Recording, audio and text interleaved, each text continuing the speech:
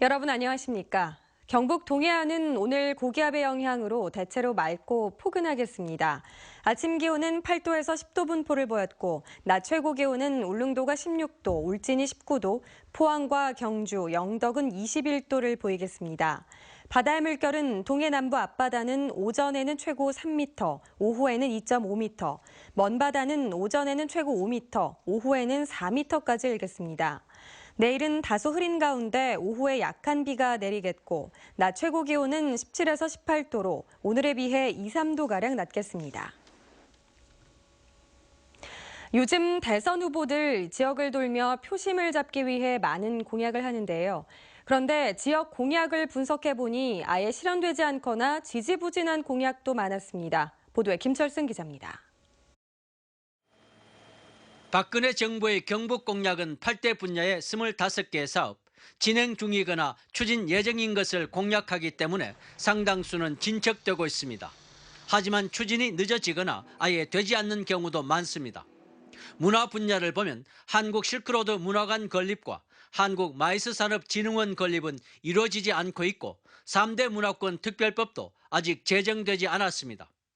동해안 첨단과학 거점 육성 분야의 고출력 레이저 산업 상용화 기반 조성은 공약 5년이 다 된 현재까지 진전이 되지 않고 있습니다.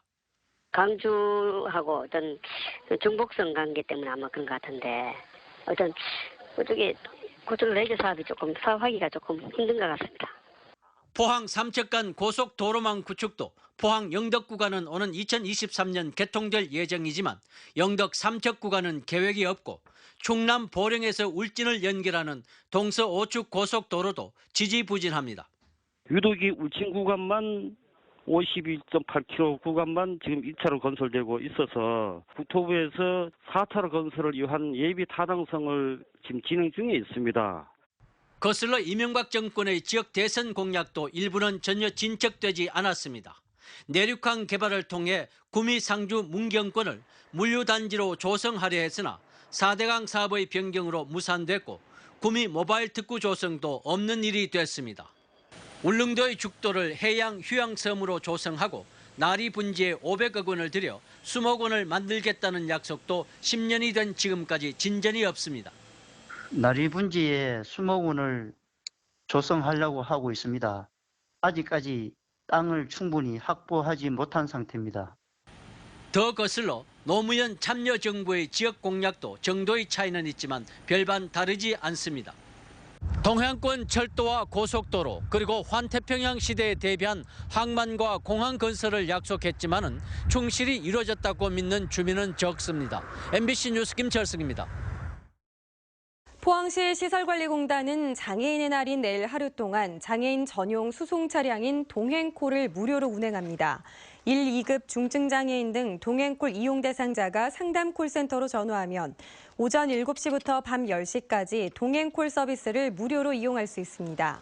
동행콜 제도는 장애인들의 통행권 보장을 위해 지난 2015년 4월부터 운행을 시작했으며 포항에서는 차량 20대를 운행하고 있습니다.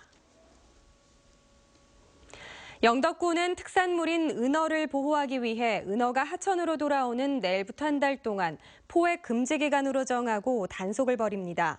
이 기간 동안 영덕군은 야간과 새벽, 공휴일에도 집중 단속을 벌이며 적발되면 1년 이하 징역 또는 1,000만 원 이하 벌금형에 처하기로 했습니다. 영덕군은 오는 2010년부터 오십천과 송천에 지어 3천만 마리를 방류했으며 은어가 바다에서 강으로 올라오는 봄철과 9, 10월 산란기에는 잡는 것을 금지하고 있습니다. 포항교육지원청은 창의적인 수업 프로그램을 도입해 체육 수업에 대한 흥미를 유발하고 수업의 질을 높이기로 했습니다. 교육청은 최근 중학교 강사들을 상대로 한 연수회를 통해 재미있는 육상 수업 만들기, 창의적인 스포츠 교육 등 학생 참여 중심의 다양한 스포츠 교육 방법을 공유했습니다. 교육청은 획일화된 수업을 지향하고 학생들이 창의력을 키울 수 있는 다양한 스포츠 프로그램을 적극 도입할 계획입니다. 울진군은 야생동물 피해 방지단을 영농철부터 운영하기로 했습니다. 30명으로 구성된 피해방지단은 4월 17일부터 12월 31일까지 운영되며 피해 신고가 접수되면 즉시 현장에 출동해 유해 야생동물 포획 작업을 벌이게 됩니다. 하지만 생태경관 보호지역과 문화재 보호구역, 특히 사람이 많이 모이는 장소에서는 총기 사용이 엄격히 금지됩니다. MBC 생활뉴스를 마칩니다. 여러분 고맙습니다.